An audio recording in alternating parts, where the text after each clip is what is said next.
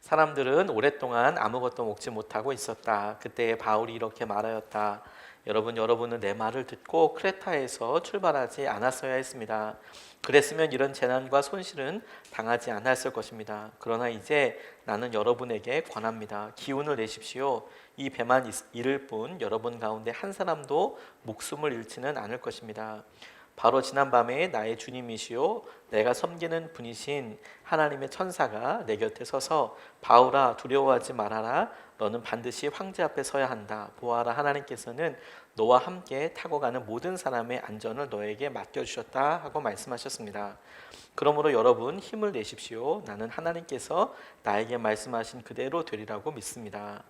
우리는 반드시 어떤 섬으로 밀려가 닿게 될 것입니다.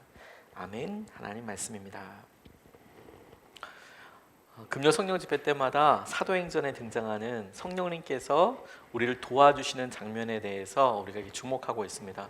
사도행전에 여러 흐르는 메인 중심이 있을 텐데, 주제가 있을 텐데, 그 중에서 그냥 연대기로 차례대로 강의하는 것이 아니고 성령님께서 이렇게 개입하시거나 성령님께서 말씀하시고 붙잡아 주신 것을 중심으로 해서 바울이 혹은 제자들이 어떻게 반응했는지 이제 그렇게 살펴보고 있는데, 오늘 27번째 시간으로 바울이 난파 당하고 있는 과정 가운데 성령님께서 그에게 주셨던 말씀, 그 말씀으로 인하여서 일어나게 되는 차이에 대해서 같이 좀 보고 싶습니다.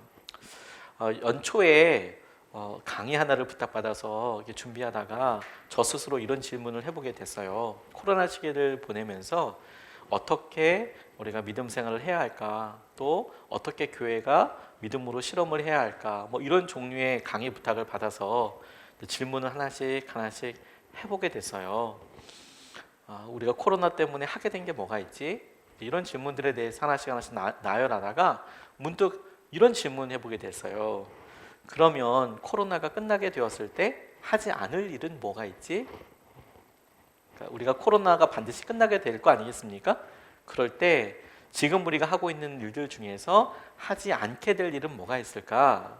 이런 질문들을 해보다 보니까 조금 다른 관점들이 보이게 되더라고요. 왜냐하면 대부분 이제 1년여 시간 동안을 거의 보내다 보니까 코로나 때문에 하게 된 일들이 이제는 코로나가 없다고 하더라도 대부분 하게 되는 일들이 많을 거예요. 예를 들어 줌 수업을 아이들이 줌으로 수업하지 않습니까? 학생들이 코로나가 괜찮아지면 이 수업 자체가 다 없어질까? 그러진 않을 것 같아요. 어떤 방식이든지 적용이 돼서 또 같이 생활화되는 방법들이 분명히 있겠지요. 장점들을 우리가 봤으니까. 근데 그럼에도 불구하고 일단 코로나 끝난 다음에 끝날 때 우리가 안 하게 될 것, 그 중에 하나가 뭐냐면 여러 가지 것들 중에서 그 중에 하나를 이렇게 말할 수 있을까? 이렇게 생각해 보게 됐어요. 그게 뭐냐면 염려, 걱정. 우리가 코로나 때문에, 코로나라는 한계들 때문에 우리가 염려하게 되고 걱정한 게 있잖아요. 그럼 이제 거꾸로 코로나가 끝났어요. 그러면 염려하고 걱정이 없어질까요? 물론 코로나 때문에 있게 된 염려와 걱정, 이제 이렇게 제한하게 된다면 조금 의미가 다르겠지만, 우리가 염려하고 걱정했던 것들에 대해서 코로나라는 구체적인 일들 때문에 정말 절박해졌고, 그리고 정말 구체적인 문제들이 됐지 않습니까? 그런데 그게 끝나고 난 다음에도 염려와 걱정이 우리 가운데 사라지게 될까라는 질문에 대해서 아직 저는 답을 못 얻었습니다. 왜냐하면 저는 계속 진행될 것 같아요. 왜냐하면 염려와 걱정은 코로나 때문에 생긴 것 같지만 우리는 지금 그렇다고, 지금 우리가 느끼는 무기력감과 우리가 지금 느끼고 있는 이런 우울감들이 코로나 때문이야 라고 명확하게 보이는 대상을 놓고 원인을 딱 짚고 얘기하지만 이 영적인 문제 아니었던가요? 그래서 코로나가 없어도 이게 정말 없어질 거냐에 대해서 질문해 보니까 보다 더 명확하게 지금 우리 앞에 있는 일들을 보이는 그대로가 아니라 말씀이 어떻게 인도하는지, 그리고 그것에 대해서 어떻게 우리가 붙잡아야 되는지라고 꼼꼼히 질문해 봐야겠다는 생각을 하게 됐어요. 코로나가 끝나는 시기가 반드시 있을 겁니다. 아마 여기에 대해서는 아마 다들 하실 거예요. 언젠지라고 하면 다 분분하죠. 그게 1년 후일지 2년 후일지에 대해서는 뭐 다 다를 거고 전문가들의 의견을 들어야 될 거라고 생각합니다. 그런데 이 시기가 반드시 끝나게 될 거예요. 그래서 우리의 믿음의 중심을 그때로 한번 쭉 이동시켜 보자고요. 무슨 말이냐면 코로나가 끝났을 때 지금 이 모습을 보고, 코로나 끝났을 때 지금 이 모습을 보고, 지금 우리의 이 모습을 보고 우리가 어떤 생각을 할까? 그러면 끝나는 그 시기를 대상으로, 기점으로 해서, 기준으로 해서 지금 내가 어떤 마음을 가져야 하나? 그게 오늘 바울의 일을 통해서 제게 적용하게 됐어요. 무슨 말이냐? 바울이 지금 구체적으로 어떻게 어느 섬에 연결되게 될지 전혀 모릅니다. 그런데 하나님께서 말씀해 주셨어요. 반드시 섬에 달 거야. 언젠지도 몰라요. 아무튼 끝날 거야. 거기에 가게 될 거야. 자, 그걸 알았고 하나님께서 말씀하셨어요. 하나님께서 말씀하셨는데 하나님의 말씀을 전혀 모르는 사람, 심지어 하나님을 모르는 사람들도 같은 배를 타고 있기 때문에 아마 언젠가는 말씀대로 그대로 이루어진다라는, 우리는 말씀대로 이루어진다고 믿지만 그냥 가정이라고 생각해서, 이 사람들, 예수님, 하나님을 믿지 않는 사람들에게 있어서는 그야말로 가정일 테니까, 그래, 그날이 있을 거야, 그래, 그때가 있다, 언젠간 그렇게 살게 되겠지, 이런 희망을 가지고 살아가는 사람들과 차이가 이렇게 보이는 거예요. 하나님의 말씀을 붙잡고 살아가는 바울과 그렇지 않고 그냥 오늘을 살아가는 사람들과 오늘 이 본문 말씀에서 보이는 태도와 방향이 달라요. 그걸 그대로 코로나가 끝날 거야, 그 시점에서 지금 오늘 우리가 그래 어떤 마음을 붙잡아야 하는지 이렇게 생각하여 볼 수 있겠다고 생각하게 됐습니다. 우리의 삶은 하나님께서 주시는 많은 것들로 채워지거든요. 우리가 알건 모르건 간에 그렇습니다. 이정원 목사님이라는 분이 한 번은 이렇게 본인에게 있었던 재미있는 일들 이렇게 나누시다가 설교 가운데 이런 이야기를 나눠주셨어요. 본인이 젊었을 때 예수원이라는 곳에 갔다 오셨답니다. 여러분들도 한번 추천해드리고 싶어요. 예수원에 한번 갔다 오시면 참 좋겠다. 뭐 가면 침묵기도밖에 하지 않습니다. 말을 못하게 해서 조금 그렇긴 하지만 오히려 그게 너무 인상적이었던 것 같아요. 저도 몇 번 다녀오긴 했는데요. 그 예수원을 처음 만들었던 분이 대천덕이라는 신분, 성공의 신부님이세요. 그러니까 우리 감리교가 성공에서 나왔잖아요. 성공의 신부님이신데 성공에는 결혼도 하고 다 똑같이 합니다. 미국 분이세요. 더 놀라운 것은 이 대천덕 신부님이 성령 운동에 아주 거의 뭐 엄청난 사역을 하셨던 토레이라는 R.A. 토레이라는 목사님의 손자세요. 그리고 무디, D.L. 무디와 함께 같이 사역했던 분이세요. 그리고 그 무디 바이블 인스티튜트의 첫 번째 교장 선생님이기도 했어요. 그 손주가 이제 우리나라에 와서 평생을 바쳐서 사역했어요. 처음에 그곳을 만들 때에 그곳을 만든 목적은 뭐였냐면 소년원, 그러니까 방황하고 힘들어하는 그런 청소년들을 갱생하기 위한 장소였습니다. 그리고 그렇게 좀 어려운 사람들과 함께 살기 위한 공동체가 지금은 아주 영적으로 풍성해지는 그런 공동체가 되었는데 거길 방문해서 한 달 정도를 사셨대요. 야, 참 되게 부럽더라고요. 한 달 정도를 사셨대요.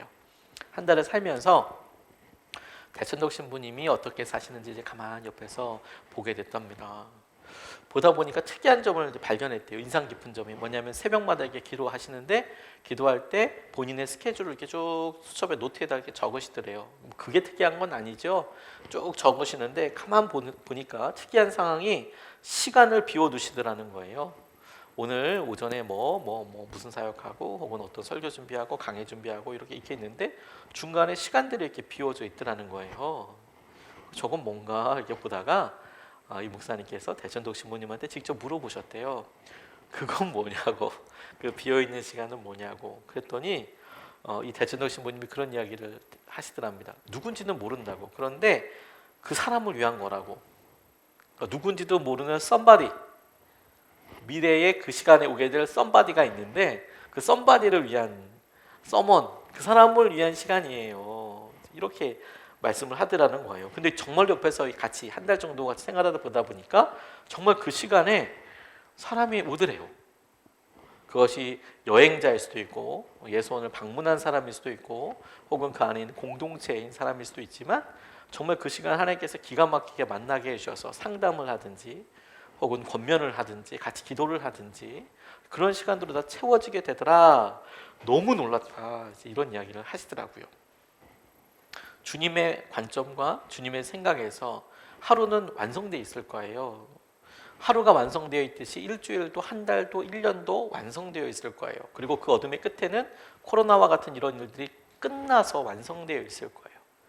우리가 지금 그 말씀을 들어요. 얘들아, 코로나가 끝날 거야. 여러 상황들 가운데 어려움이 끝날 거야. 자, 이 말씀을 듣고 우리가 어떻게 살아야 할까요? 어떻게 살아야 할까요? 오늘 본문 말씀에서 이 사람들이 선주와 그리고 선장의 말을 따라서 여기보다 조금 더 가면 아름다운 항구라고 있는데, 미항이라고 있는데, 이 아름다운 항구에 가서 좀 있으면 나아요. 이래서 출발했다가 유라굴로 폭풍을 만나게 된 겁니다. 그래서 지금 뭐 다 이제 포기해야 되는 상황, 다 버렸어요. 이미 1차로 다 버리고 있어요. 근데 지금 오늘 말씀하셨다라는 거 아니에요? 하나님께서. 자, 그 시점을 통해서 하나님께서 지금 보이는 사람들의 현재 모습으로 첫 번째로 우리가 주목하게 되는 게 뭐냐면, 그 배 안에 있는 거의 대부분의 사람들이 가지고 있었던 결핍과 배고픔과 목적 없음이에요. 21절 말씀을 보면 사람들이 오랫동안 아무것도 먹지 못하고 있었다. 그때 바울이 이렇게 말하였다. 여러분은 내 말을 듣고 크레타에서 출항하지 않았어야 했습니다. 그랬으면 이런 재난과 손실은 당하지 않았을 것입니다. 이렇게 이야기합니다. 그 앞에 부분에 사람들은 오랫동안 아무것도 먹지 못하고 있었다. 이렇게 이야기하고 있습니다. 이 말씀을 앞뒤로 꼼꼼히 읽어보면 이 배 안에 실제로 음식이 없었던 것이 아니라는 사실에 굉장히 놀라게 돼요. 말씀을 다 읽진 않았지만 이 말씀 앞뒤를 보면 이후에 바울이 행동하기를 사람들에게 빵을 가지고 와요. 지금 이 사람들이 거의 300명 가까운 사람들이 지금 배 안에 있는데 14일 정도나 밥을 못 먹었거든요. 그런데 갑자기 바울이 빵을 들고 와요. 그리고 빵을 나눠줘요. 기도해주고. 이게 뭐야? 이게 기적이야? 싶지만 그 이후의 행동을 보면 명확해집니다. 그 다음에 배 안에 있었던 밀을 다 버려요. 배가 가벼워져야, 육지가 이렇게 있으면 암초가 있고 보이지 않는 여러 가지 것들이 있는데 배가 무거우면 들어가잖아요. 그럼 암초에 걸리고 가까이 다가갈 수가 없지 않습니까? 부두시설이 있으면 부두시설은 그대로 들어가지만 보통 해안가 같은 경우에는 돌이고, 그러니까 가까이 가는 순간 배는 그냥 부서지게 되어 있는 거거든요. 그러니까 무게가 없어야 이제 거기에 갈 수도 있고, 여러 이유에서 폭풍이 또 무조건 가볍게 해야 되니까. 근데 다 버리는 장면이 나와요. 이게 나중 일입니다.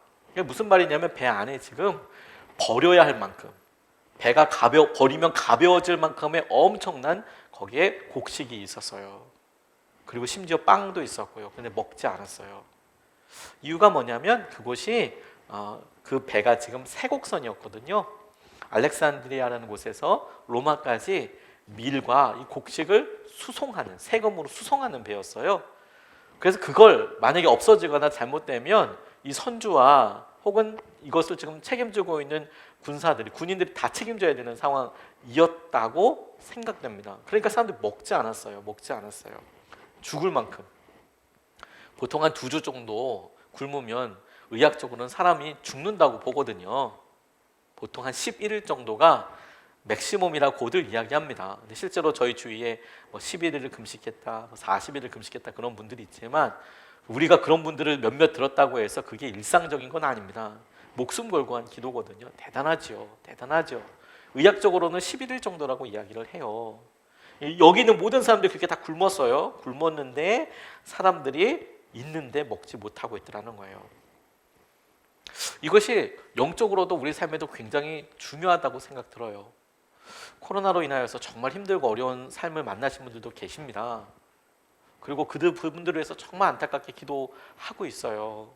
간절히 기도하고 있습니다.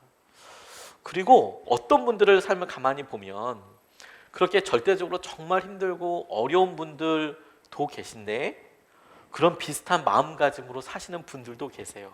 차이가 뭔지 아세요? 마음이 그러신 분들이 계세요. 내가 이 어려운 시기를 언제 끝날지 모르지만 통과하기 위해서 다른 사람들에게 손 벌리지 않기 위해서 내가 더 가지고 있어야 되는 거 아니야? 조금 더 플랜 B나 플랜 C처럼 대안들이 이렇게 좀 있어야 되는 거 아니야? 그래야지 이 시기들을 잘 넘어서는 거 아니야? 이렇게 생각을 하죠. 그 생각 자체가 어리석다고 말씀드리는 것은 아닙니다. 그런데 그렇게 생각하고 있는 태도에서부터 시작한 일들이 어느 순간에 본인에 대한 인색함이나 내가 마땅히 믿음으로나 혹은 우리의 삶에 해야 될 여러 일들에 대해서 움츠러들어서 전혀 반응하지 못하고 있어요. 마치 배 안에 곡식을 잔뜩 가지고 있는데 14일이나 굶어가는 사람처럼 딱 그렇게 영적으로 사는 사람들이 코로나 시기에 등장하는 믿음의 사람들이라고 생각하게 됐어요. 우리 가운데 마음이 얼어붙어요. 그래서 활동하지 못해요.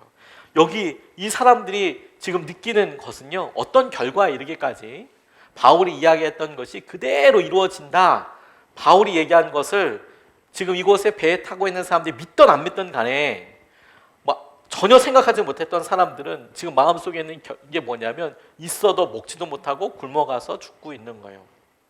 그게 영적인 현실이고 그냥 보이는 딱 그대로이죠.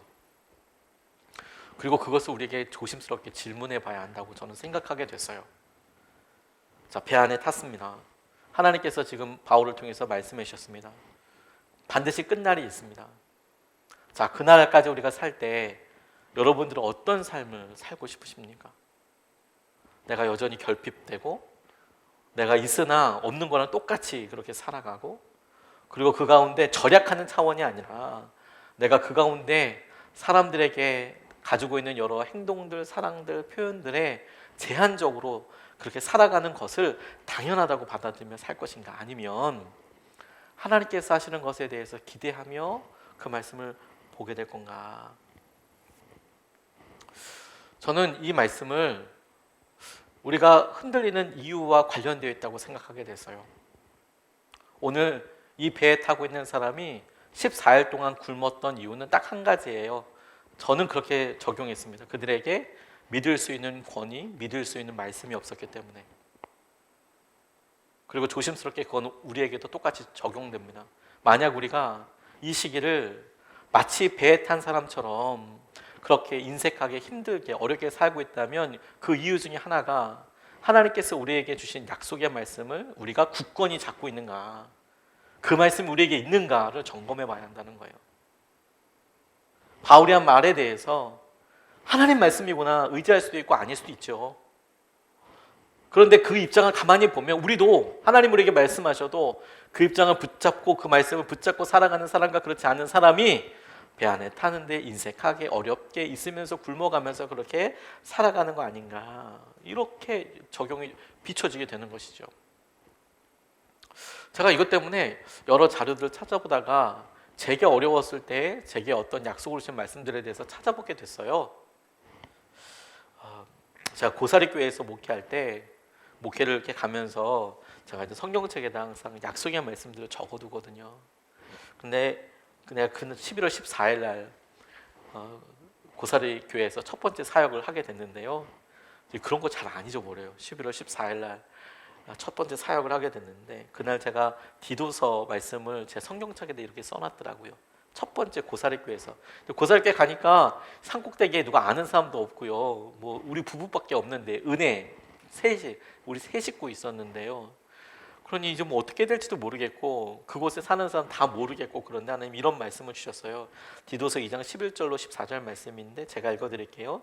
모든 사람에게 하나님의 구원의 은혜가 나타났습니다. 그 은혜는 우리를 교육하여 경건하지 않음과 속된 정욕을 버리고 지금 이 세상에서 신중하고 의롭고 경건하게 살게 합니다. 그래서 우리는 복된 소망 곧 위대하신 하나님과 우리 구주 예수 그리스도의 영광이 나타나기를 고대합니다. 그리스도께서는 우리를 위하여 자기 몸을 내주셨습니다. 그것은 우리를 모든 불법에서 건져내시고 깨끗하게 하셔서 선한 일에 열심을 내는 백성으로 삼으시려는 것입니다. 하나님께서 내게 선한 일에 열심히 쓰시려고 이곳에 부르셨구나. 진짜 단순한 반응이었거든요. 근데 가만 지나놓고 나니까 그 기간 동안에 하나님께서 그래, 나는 하나님이 구원의 은혜가 나타나는 통로로 이곳에 부르셨고 하나님께서 나를 교육하셔서 경건하지 않는 것, 내 안에 있는 정욕들을 버리고 내가 신중하고 의롭게 살아가는 것을 이곳에서 훈련하게 하실 뿐만 아니라 나를 통하여 훈련시키기 위해서 날 이곳에 보내주셨지. 정말 단순하지만 제게 너무 깊은 말씀을 주셨어요. 이 시기들 막 이렇게 보내면서요, 올해도 하나님께서 제게 이런 약속의 말씀을 주셨습니다. 시편 51편 12절 말씀에 하나님께서 제게 성경 통독을 하는데 이런 말씀을 꼭 약속으로 주시더라고요. 주님께서 베푸시는 구원의 기쁨을 내게 회복시켜 주시고 내가 지탱할 수 있도록 내게 자발적인 마음을 주십시오. 제가 이 말씀을 붙잡고 얼마나 감사했는지 몰라요. 주님, 제게 구원의 기쁨을 회복시켜 주십시오.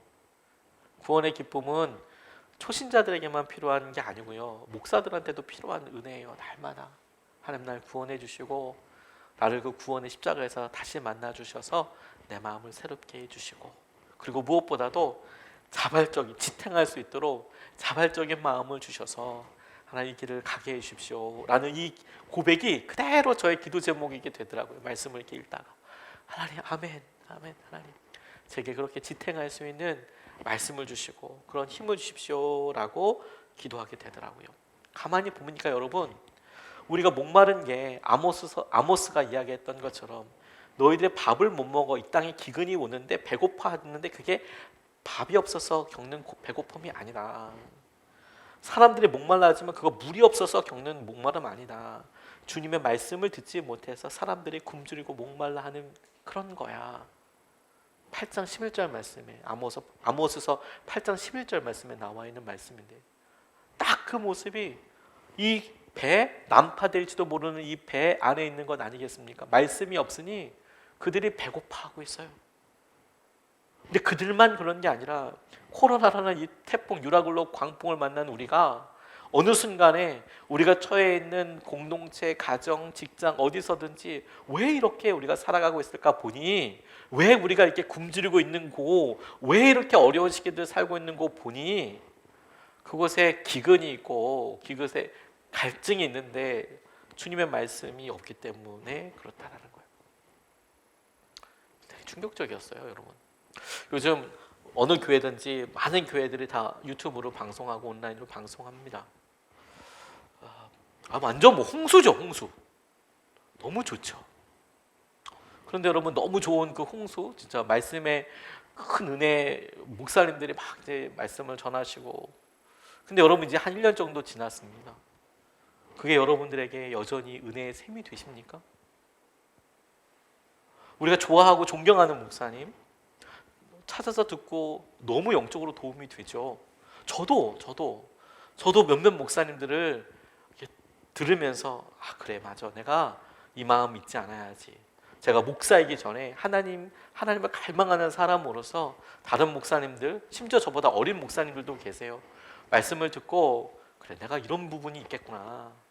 제가 설교하는 사람이 아니라 주님 앞에, 말씀 앞에 마땅히 무릎 꿇어야 될 사람으로, 순종해야 될 사람으로 말씀들을 듣거든요. 좋은 말씀들이 참 많아요. 그런데 여러분, 어느 순간에 홍수에 더 목마른 거 아세요? 홍수에 많은 말씀들이 제게 이렇게 와도, 그래서 그런 예증이 있구나, 그렇구나라고 생각되는 가운데, 실제로 그것이 나를 움직이지 못하면, 그것이 내게 부딪혀서 진짜 내가 그걸 딱 붙잡지 못하면 다 모래알처럼 쏴 가더라도 그게 나를 배부르게 못해요. 그게 나를 붙잡게 하지 못해요. 바울이 느끼고 있는 확신은, 바울이 느끼고 있는 이 담대함은 그 말씀을 붙잡는 사람들에게 있는 은혜예요. 그 말씀을 실제로 붙잡는 사람들에게 있는 은혜예요.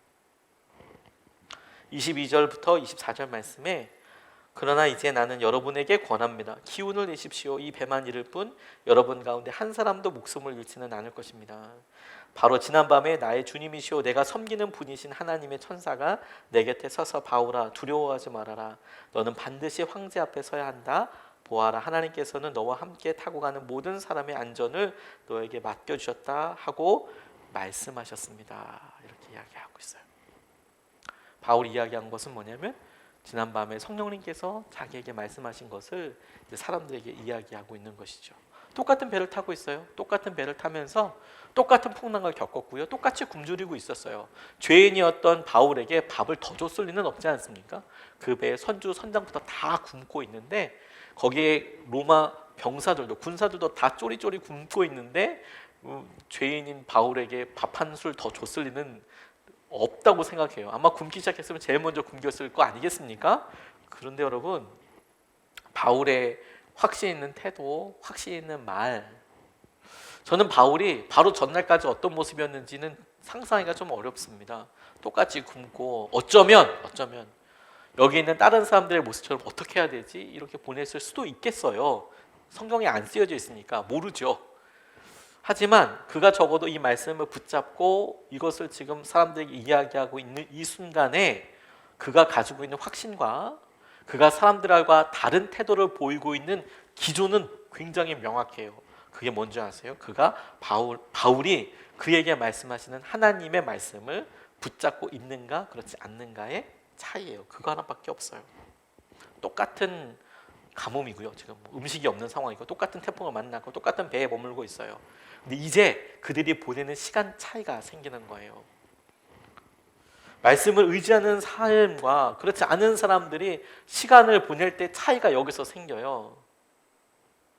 말씀을 의지하지 않는 사람들, 제가 왜 말씀을 의지하지 않는 그렇지 않은 사람들이라고 표현했냐면 예수님을 하나님을 안 믿는 사람들만 말씀을 의지하고 사는 의지하지 않는 것이 아니다라는 것을 강조하기 싶었기 때문이에요.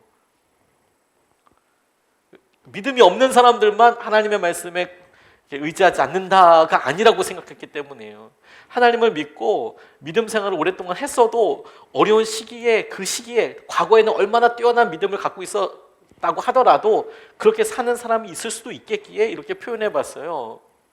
하나님의 말씀을 지금 붙잡고 있느냐, 내가 배부르고 내가 그 확신 위에 서느냐, 아니면 나는 그냥 떠다니는 거냐, 여전히 힘들고 어려우냐. 그 하나님께서 바울의 말과 바울 주위에 있는 사람들의 모습을 통해서 우리에게 보여주시죠. 너는 어떻다고 생각하느냐 라고요. 최경주 씨가 집사님이십니다. 조정민 목사님이 쓰신 책에 보니까 최경주 집사님과 관련된 이야기가 등장하게 되더라고요. 이분이 첫 번째로 US 오픈이라고 그래야 되나요? 골프 대회. 제가 사실 골프를 한 번도 안 쳐봐가지고요. 골프 룰을 잘 몰라요. 근데 아무튼 골프 뭐 재밌다고 하더라고요. 예. 근데 아무튼 뭐 이렇게 골프에서 미국 골프 대회에서 유명한 US 오픈이든지 무슨 뭐 대회 첫 우승컵을 안 왔을 때 이분이 있었던 이야기를 이렇게 이야기하시더라고요. 아내 되시는 분이 아침에 그 전날 이 최경주 집사님한테 성경 한 구절을 써주면서 이 말씀 외우고 경기에 나가라 이렇게 이야기하시더래요. 이 말씀 외우고 경기에 나가라. 외웠답니다. 딸딸딸딸. 그래서 이제 외우고 다음날 아침 집을 나설 때까지만 해도 외웠던 말씀을 나갈 때까지만 해도 그 말씀을 이제 암송해서 이렇게 외우고 이제 갔어요. 근데 첫 번째 이제 티샷이 뭔지 모르겠어요. 제가 티샷이 처음에 때리는 건지 뭐 때리는 건가요? 네. 처음에 이렇게 딱 때리는 거래요. 이렇게 티샷을 하는데 나중에 이거 제가 용어라도 한번 좀 외워봐야겠네요. 티샷을 첫 번째 하는데 홀라당 없어졌대요 머릿속에. 그러니까 첫 번째 이제 경기를 시작하려고 골프를 이렇게 빡 치려고 하는데 말씀이 샥 사라졌대요. 여러분 이런 경험 하신 적 있나요? 이게 참 부끄럽지만 제가 성경 시험 보는데 부끄럽고 오래전 이야기입니다. 제가 주기도문을 못 쓴 적이 있어요. 이게 눈 뜨고 하늘에 계신 우리 아버지 이름이 거룩히 여겨봐주는 하나님 아버지, 제가 5살 때 외웠거든요. 근데 갑자기 전능하사 천지를 가지고 확 하게 되면서 나중에 내가 뭘 믿는 건지 어떤 건지 이게 나중에는 그때 못 썼어요. 정말 창피하고 수치스럽죠. 근데 눈 뜨고 쓰니까 도저히 못 쓰겠는 거예요. 이거 글로 써보니까 모르겠는 거예요. 이게 주기도문을, 주님의 기도문을. 그래서 저 그 생각이 딱 났어요. 이분이 달달달 외우고 있는 첫 번째 티샷을 딱 하는 순간에 이게 싹싹 사라졌대요. 팍. 그리고 공을 어떻게 칠까 보다 이 외웠던 말씀이 뭔지 계속 생각이, 그 다음 홀로 가는데도 코스를 걸을 때 계속 그 생각이 했대요. 뭐지? 내가 뭘 외웠는데 그게 뭐지? 그리고 이제 그 번 두 번째 갔답니다. 애썼대요. 우승하겠다는 중압감에서 벗어나 지나치게 힘을 쓰는 대신에 부드럽게 공을 쳐서 실수가 나오지 않게 된 이유가 뭐냐면 뭐지? 그 말씀이 그러면서 하다 보니까 막 가면서 이거 다음에는 어떻게 해야 돼? 어찌됐건 그걸 뭐 홀이라고 하나요? 구멍이라고 하나요? 거기다가 공을 가까이 붙이는 게 아무튼 유리할 것 같은데 어떻게 쳐야지 저게 가까이 붙을까? 이런 걸 막 묵상하면서 걸어가야 되잖아요. 근데 말씀이 뭐더라? 그리고 이제 계속 이제 걸어갔다는 거예요. 근데 오히려 그게 중압감이 없어지고 공을 쳐서 실수도 나오지 않게 되더래요. 그러다가 15번 홀, 아무튼 이걸 또 아무튼 이게 또 치는 건가 봐요. 이게 아무튼 티샷인 것 같아요. 티샷. 예. 이걸 치는데 자신 있게 맞추고 딱 돌아서는 순간 말씀이 턱 생각나더래요. 15번째 그 홀에서 구멍에서 아마 18번까지 18번까지 있나 봐요. 그래서 18번 홀까지 가야 되는데 이제 거의 다 끝난 거잖아요. 15번 홀에서 이제 딱 이제 치고 나니까 갑자기 막혔던 수문이 한꺼번에 확 열리듯 단번에 생각이 나더래요. 신기하죠, 그 말씀이. 그 후 스윙이 더욱 견고해져서 18번 홀에서는 성경 구절을 외우면서 마지막 순간에 우승컵을 안게 됐다고 이렇게 이제 고백을 이렇게 했다고 조정민 목사님이 이야기하시더라고요. 말씀을 모르고 기억하려고 했던 그 순간도 이분 말씀은 하나님께서 말씀을 굳게 붙잡는 사람을 통하여 말씀대로 사는 것이 그 능력의 삶이다. 이렇게 이야기를 하시더라고요. 저는 사실 이런 이야기 정말 믿어요. 하나님께서 우리에게 말씀해 주시는 것에 대해서. 근데 우리가 이런 거룩한 습관을 어느 순간 이제 포기하죠. 하나님 내게 말씀하셔. 다 알아요. 최근에 주님께서 여러분에게 어떤 말씀을 주셨습니까? 이렇게 물어보면 목사님 참 공격적이네 이렇게 생각하실 수도 있고, 사실 우리에게 굉장히 좋은 은혜의 수단들이 많거든요. 새벽 기도도 있고 수요 예배도 있고 금요 성령 집회도 있잖아요. 이런 말씀을 들은 거, 매주마다 우리 예배 듣는 거, 말씀 듣는 거. 근데 어느 순간에 그 말씀을 붙잡고 내가 성경 한번 찾아보지 않아요? 그게 좋았다고 이야기하면서 그 줄 한번 쳐보지 않아요? 그 좌우에 뭐가 있는지 내가 붙잡고 다시 읽지 않아요? 그리고 우리는 막연하게 내 어렵고 고난의 순간에 하나님께서 내게 말씀하시지 않는다고 생각해요. 오히려 엄청나게 많이 말씀하고 계시거든요. 엄청나게 많이. 거룩한 습관들이 있잖아요. 여러분 말씀 볼 때 저는 뭐 어떤 걸 꼭 해야 한다고 이야기하지는 않습니다. 근데 도움이 되는 것도 사실이에요. 큐티 너무 도움이 되죠. 예수의 일기 너무 동행이 된다, 너무 도움이 된다고 생각해요. 근데 그렇게 해야만 한다라고 뭐 강조하지는 않습니다. 근데 하실 수 있으면 너무너무 좋죠. 그런데 여러분 어느 순간에 그런 거룩한 습관에서 이제 멀어지는 거예요. 큐티도 그렇고, 그리고 내가 새벽 예배나 말씀이나 이런 것들 사모하는 것을 놓고도 그렇고 하나님께서 하시는 것들을 굉장히 보고 메어 달려요. 근데 대부분 여러 이런 거룩한 습관들은 말씀을 보고 성경 통독을 하는 것들은 굉장히 지난하고 내가 지금 뭘 하는 건가 계속 고민하는 시기들을 넘는 과정들이 반드시 있어요. 제가 이제 올해 코로나 때문에 과도하게 많이 성경을 읽고 있어요. 과도하게. 근데 이제 마지막에 이제 12번째 12독을 마치려고 하는데 이 12번째가 너무너무 고통스러워요. 왜냐하면 영어 성경이거든요. 너무 고통스러워요. 이걸 내가 왜 12번째로 잡았을까? 이런 생각을 하고 있어요. 한국어 성경이면 벌써 다 읽었겠네. 읽어도 진작부터 모르는 단어 찾지도 않고 있거든요. 그냥 주님 알려주겠지. 그러고 이제 그냥 빨리 근데 소리내서 읽고 넘어가자. 이런 식으로 막 영어 성경만 읽고 있어요. 제가 가만 보니까 그걸 8년째 읽고 있더라고요. 그러니까 이제 사이사이에 다 읽다 이렇게 하다 보니까 2012년 8월 31일 날 시작했더라고요. 그 성경을. 근데 날마다 나눠져 있는 성경이거든요. 읽다가 포기하고 이제 그러다가 이제 거의 이제 끝에 이제 왔어요. 이제 한 12일치만 읽으면 다 읽어요.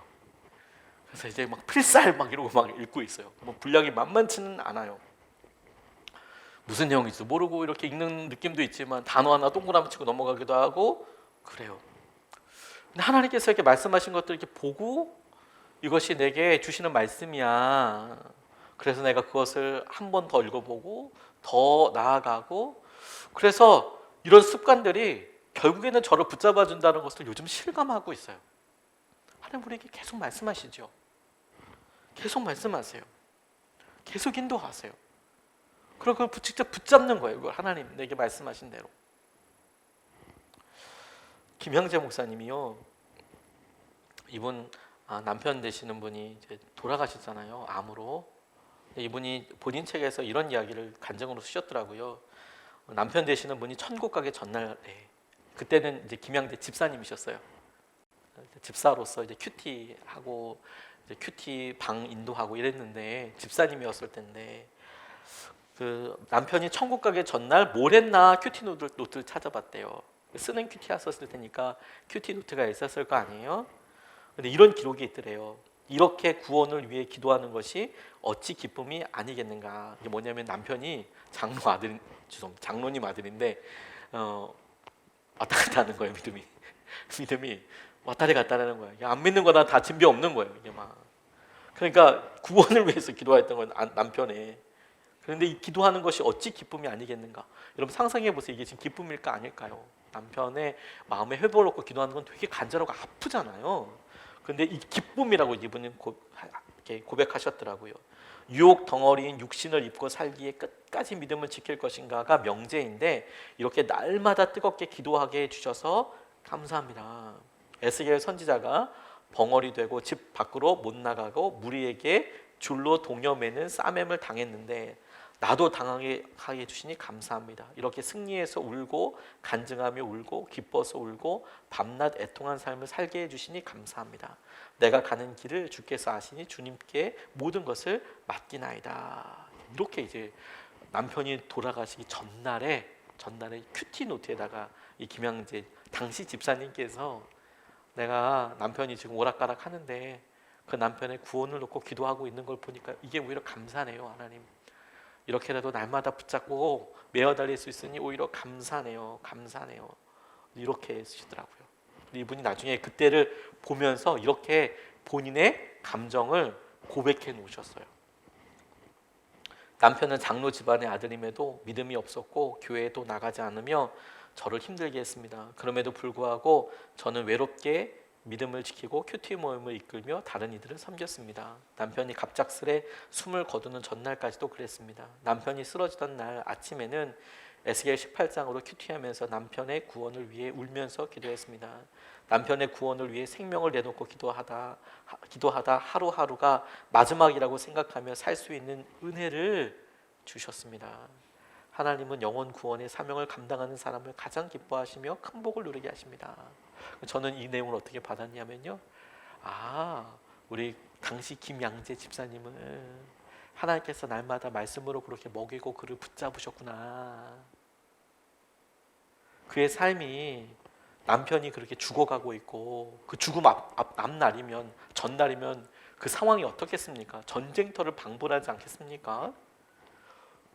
그런데 그런 상황에서 우리 김양재 집사님이 그걸 지키고 살 수 있었던 게 풍랑이 치는 파도 위에 배 위에도 저가 확신을 가지고 오히려 그것이 기쁨이고 감사고 하나님의 인도하심이라고 붙잡을 수 있었던 이유가 뭐냐면 그에게 말씀이 있었기 때문에 그걸 붙잡고 있었기 때문에 에스겔서 18장 말씀을 붙잡고 있었기 때문에 여러분 그 에스겔서 18장 말씀은 우리가 지금 성경 펴보기만 하면 바로 찾을 수 있는 말씀이고 핸드폰으로 검색만 해도 당장 지금 5초 안에 찾을 수 있는 말씀이 어떤 사람에게는 가장 힘들고 어려울 때 지켜주시고 인도해 주시는 말씀이죠. 하나님이 그 말씀을 저와 여러분들에게 다 똑같이 주셨잖아요. 말씀을 붙잡고 있느냐 붙잡냐. 그래서 여러분 우리에게 오늘 하나님께서 이 시간을 허락하여 주신 거라고 저는 믿습니다. 우리가 힘들고 어려워요? 그럴 수 있죠. 근데 이제 원인을 다르게 보자고요. 그동안에는 코로나 때문이잖아요. 어렵잖아요, 다들. 그게 틀렸다고 이야기하고 싶지는 않아요. 하지만 우리가 예수님을 더 깊이 알아가고 싶고 그럼에도 불구하고 성경에 말씀하시고 약속하신 것이 확신이고 평안이고 담대함이고 하나님께서 주시는 절대 평안이면 이게 왜 안 누려질까? 이 말씀에서부터 찾아야 돼요. 내게 지금 이렇게 우울하고 힘들 때에 덜컥 생각나는 말씀이 있나? 없다면 왜일까? 라고 오늘 고민해야 한다는 거예요. 다만 그럴 때 안 해. 큐티 안 해서 그래. 이게 아니라 큐티는 오늘 하루만 안 한 게 아니잖아요. 큐티를 했어도 없다면 하나님께서 지금 우리에게 말씀하고 싶은 것이 어떤 습관을 다만 어떤 행동 자체만을 회복하는 것이라고 이야기하는 건 아니잖아요. 하나님의 말씀을 붙잡고 살아가는 것에 대해서 말씀하시는 거잖아요. 그런 의미에서 여러분, 우리가 적극적으로 우리의 삶에 있는 일들에 대해서 나누고 사람들에게 말하고 표현하는 것이 너무 필요하겠다고 싶어요. 25절과 26절 말씀에 그러므로 여러분 힘을 내십시오. 나는 하나님께서 나에게 말씀하신 그대로 되리라고 믿습니다. 우리는 반드시 어떤 섬으로 밀려가 닿게 될 것입니다. 그 말씀대로 그대로 말씀하신 그대로 되리라고 믿습니다. 우리는 반드시 어떤 섬으로 밀려가 닿게 될 것입니다. 라고 말하고 있습니다. 제가 주목한 것은 이 바울이 그것을 말하고 있다라는 거예요.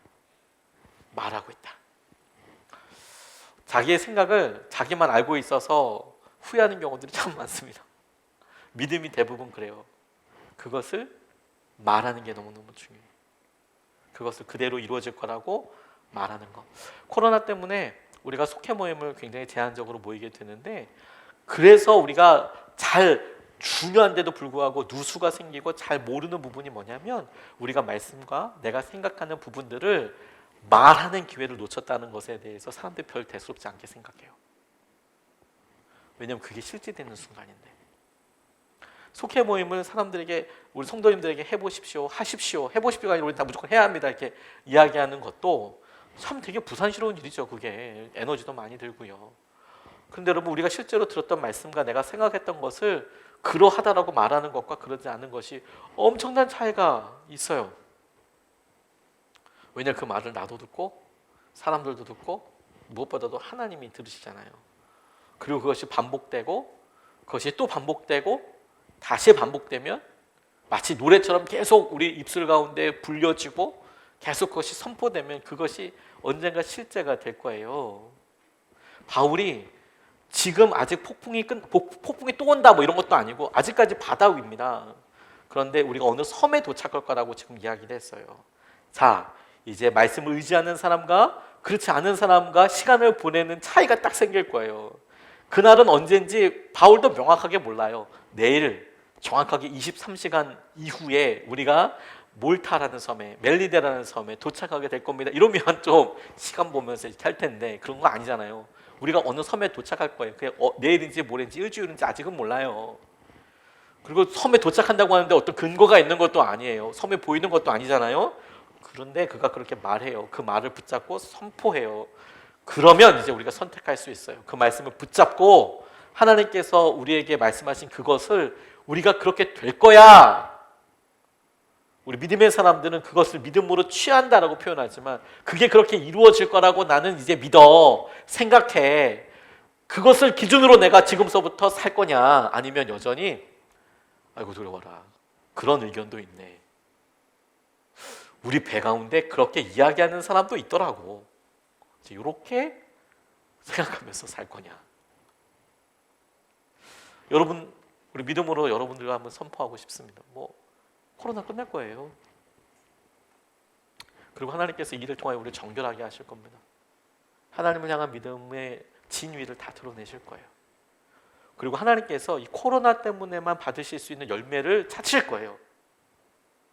성령이 하시는 일이 성령께서 우리 가운데 연약함이든 뭐든 하셔서 어떤 결과들이 드러날 거예요. 그게 성령의 열매거든요. 우리가 열심으로 해서 드러나는 어떤 게 아니라 우리가 안 해봤지만 어떤 부분은 좀 어리석지만 하나님께서 믿음을 쓰게 하시고 도전하셔서 한 일들이 분명히 있어서 우리가 생각도 못하고 상상도 못했던 어떤 결과들로 이루어지게 될 거예요. 그게 성령님의 열매겠죠. 그건 주님이 하신 거겠죠. 어떻게 주님 이런 일을 하시나요? 우리 놀라게 될 거예요. 자, 그때 이게 보면서 그런 일이 있고 있을 거야 라는 것을 이제 알았어요. 자, 이제 근데 우리가 그런 걸 알고 지금 어떻게 보낼 거냐는 거예요. 주님께서 우리에게 회복시켜 주시고 우리에게 열매를 구하실 그때에 나는 어떤 모습일까? 그 시점으로 나는 어떤 모습일까? 그리고 나는 무엇을 붙잡아야 하는가? 나는 하나님께서 내게 주신 우리와 함께 하시고 우리를 붙잡으시고 우리를 이끌어 주시는 것을 나는 확실히 붙잡고 흔들리지 않고 주님을 의지하며 나아갈 것인가. 주님께서 우리에게 이거 도전하신다고 싶어요. 제가 참 존경하는 스탠리 존스 선교사님이 평생 인도에서 선교하셨던 분인데 이분이 쓰신 디바인 예스라는 책의 늘 제게는 정말 중요한 부분입니다. 디바인 예스를 뭐 그대로 우리나라 말로 좀 거칠게 해석하면 거룩한 예? 예는 이그샘플이 아니라 예스, 거룩한 예, 거룩한 예. 이분이 69세 때 중풍 맞습니다. 보스턴 병원에 입원하고 계시는데 5개월 동안 이 책을 쓰셨는데요. 69세면 우리나라 나이로 70에서 71세 정도 되시는 거예요. 우리나라에도 70세, 71세는 어린 나이가 아닙니다. 그리고 그 연세에 풍을 맞으면 사실 참 쉽지가 않아요. 중풍은 일종의 외상 같은 거거든요. 저희 아버지께서 그러셔서 참 잘 알아요. 이게 피가 이렇게 탁 하면 그 피를 빼낼 수 있는 게 아니거든요. 물론 수술을 할 수도 있긴 하지만 그게 아주 단순하지 않습니다. 이걸 연다는 게 그렇게 뭐 열었다 뺐다 이렇게 할 수 있는 게 아니에요. 아주 위급한 경우 아니면 약을 쓰고 좀 이제 그렇습니다. 그러니까 이 안에 피가 고여서 압력을 형성하기도 하고 그래서 그 피가 응고되는 것 때문에 아주 복잡한 여러 일들이 막 일어나요. 마비도 일어나고 이분에게 있어서는 뭐 움직일 수 없는 거죠. 근데 그때 5개월 동안 쓸 때 이분이 디바인 예스에서 뭐라고 얘기하냐면 하나님 앞에서 언제나 예라고 대답한다라는 거다. 그래서 하나님의 말씀 앞에서 언제나 어디서나 예라고 순종하는 것 이게 믿음이다. 본인이 이렇게 이야기하시면서 중풍으로 누워 있으면서 간호사에게 부탁했대요. 들어올 때마다 잠에서 깰 때 나사렛 예수의 이름으로 명하노니 일어나라 이렇게 좀 말해달라고. 들어올 때 나사렛 예수의 이름으로 명하노니 일어나라 라고 말해달라고. 간호사도 진짜 좀 나중에 제가 우리 교회 간호사 집사님 있으니까 물어볼게요. 이러고 만약에 환자가 좀 부탁하면 기분이 어떨까? 이거 같이 놀아줘야 되나 말아야 되나 이런 고민할까. 아무튼 이분이 그렇게 부탁했대요. 나이도 많으신 분이 농담하는 거 아니고 날마다 부탁하니까 이 간호사가 실제로 들어올 때마다 나사렛 예수의 이름으로 명하노니 일어나라 그렇게 계속 얘기했다는 거예요. 근데 그 말에 진짜 이분이 아멘, 예스라고 대답했다는 거예요. 근데 어떻게 됐을까? 바로 다음날 일어난 건 아니고요. 어느 날 진짜 그날 아침도 간호사가 들어와서 나사렛 예수 그리스도의 이름을 명하노니 일어나라! 예! 그러고 일어났다는 거예요. 예! 그리고 그 말 듣고 일어났다는 거예요. 믿음은 기회이고 찬스입니다, 여러분. 내게 그 말이 들려올 때 베드로는 덜컥 잡잖아요. 나를 향해서 걸어오시는 예수님 딱 보고 나도 걷게 해주십시오. 나도 걷는 거 좋아해요, 주님. 나 무리로 걷는 거 취미. 이렇게 얘기하고 뛰어드는 거 아니에요?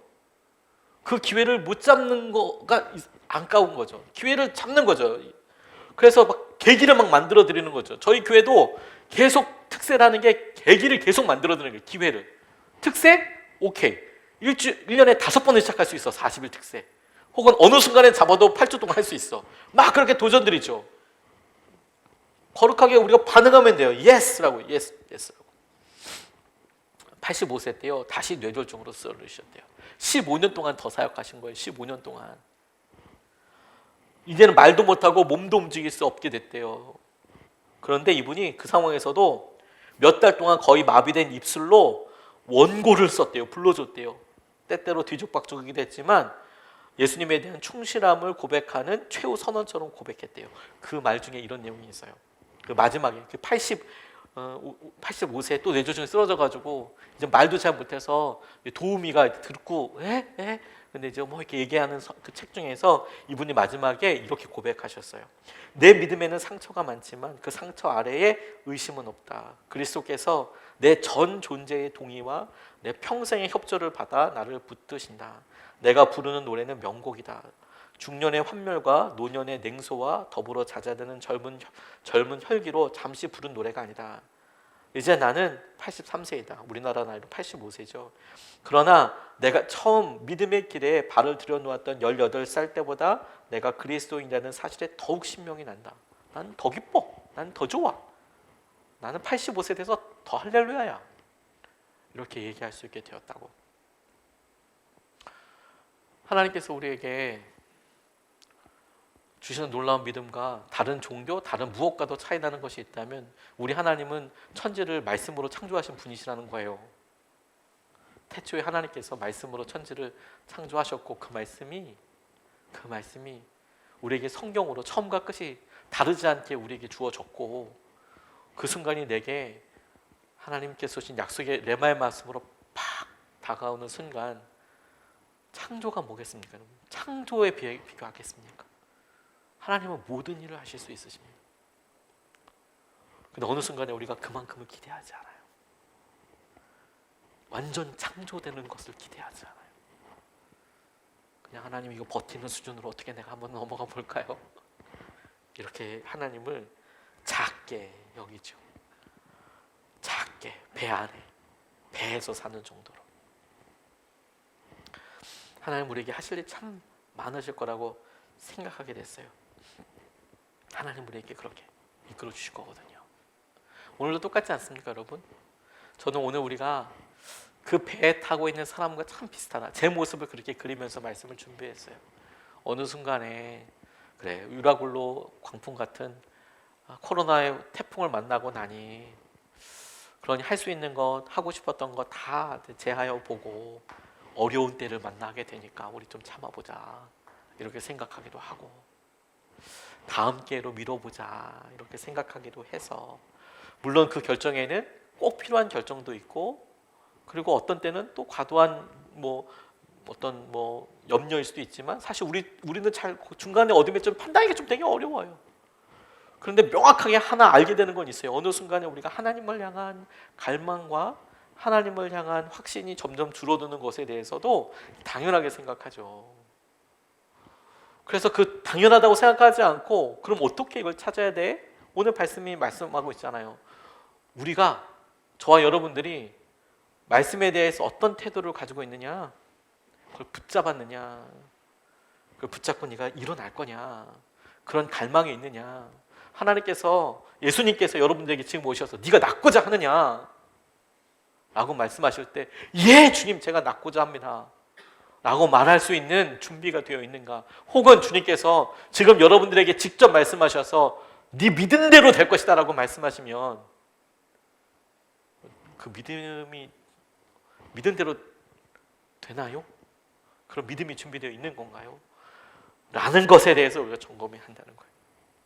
그렇지 않다면 하나님께서 이 말씀으로 우리 일으켜 세우시는 거구나. 우리를 붙잡으시는 거구나. 결핍을 당연하다고 여기지 마십시오. 안 되는 거 당연하다고 여기지 마십시오. 제한적인 상황이 당연하다고 여기지 마십시오. 사람이 없다고 돈이 없다고 그래서 하나님 사랑하는 것도 못하는 거 아닙니다. 저희 이번에 우리 1년 동안 너무 많이 느꼈잖아요. 예수님 사람들 가운데 결핍을 당연하다고 여기지 마십시오. 누리지 못하는 것에 대해서 당연하다고 여기지 마십시오. 아닙니다. 하나님이 예비하시는 더 놀라운 것들이 준비되어 있습니다. 그런 의미에서 내가 말씀을 정말 붙잡고 있는지를 점검하십시오. 하나님 내게 주신 것대로. 하나님 내게 무슨 말씀 하시나요? 도대체 제가 언제부터 말씀을 놓쳤는지 모르겠네요 라고 싶으신 분이 있다면 지금 이 말씀 붙잡으세요. 하나님께서 여러분들과 함께하고 계셔서 여러분들을 한 사람도 죽지 않고 다 살려주신대요. 그리고 그것을 내 입으로 고백함으로 내가 그것을 주님 앞에 간구함으로 내가 주님 앞에 기도함으로 내가 사람들이 아니어도 하나님 앞에 다시 기도함으로 다시 선포하는 것을 통해서 우리 안에 divine yes 우리 가운데 거룩하게 예 주님 그렇게 만들어 주십시오라고 고백하고 회복되는 시간이 되시기를 주님의 이름으로 도전합니다.